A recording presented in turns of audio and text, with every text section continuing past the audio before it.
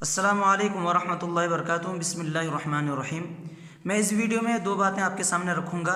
ایک یہ ہے کہ جب کوئی شخص وبا میں مبتلا ہو جائے اور زیادہ ہی اثر انداز کر جائے وبا، تو اب اس کے جو متعلقین ہیں ان کو کیا کرنا چاہیے، اور اگر کوئی شخص ہلکا پھلکا مرض میں مبتلا ہو، خود اٹھتا بیٹھتا ہو، کھاتا پیتا ہو، تو اس کو کیا کرنا چاہیے۔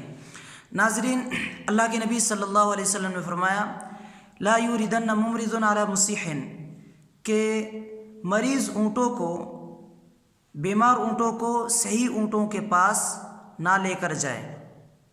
اللہ کے نبی نے منع کیا ہے کہ بیمار اونٹوں کو صحیح اونٹ کے پاس نہ لایا جائے۔ تو اس حدیث سے پتہ چلا کہ جو مریض کے متعلقین ہے، مریض کو کسی الگ تھلگ جگہ رکھے تاکہ اس کی جو وبا ہے یا جو بیماری اس کو لگی ہوئی ہے، اس بیماری سے کوئی اور متاثر نہ ہو یا کسی اور کو نقصان کا سامنا نہ کرنا پڑ جائے۔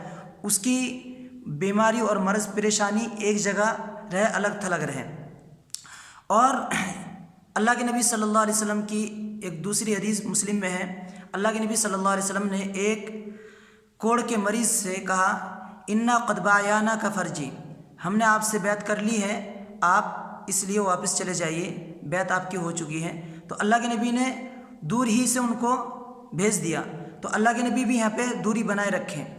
تو جو مریض کے، جو شدید مریض ہو، ان کے اہل خانہ اور ان کے متعلق ان کو چاہیے کہ ایسے مریض کو کسی الگ تھلگ کمرے میں رکھیں تاکہ دوسرے لوگوں کو تکلیف نہ پہنچے یا دوسرے لوگوں کو بھی وہ وبا اپنے گرفت میں نہ کر لیں۔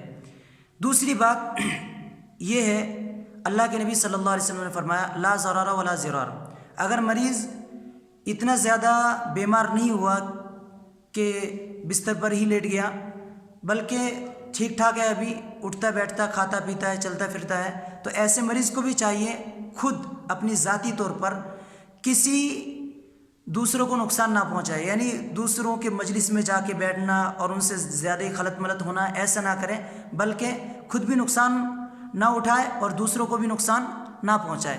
تو وہ بھی احتیاط برتے اور دوسروں کے پاس زیادہ خلط ملط نہ ہو۔ اللہ تعالیٰ سے دعا ہے کہ اللہ تعالیٰ ہمیں قرآن و سنت کے مطابق عمل کرنے کی توفیق عطا فرمائے۔ والسلام علیکم۔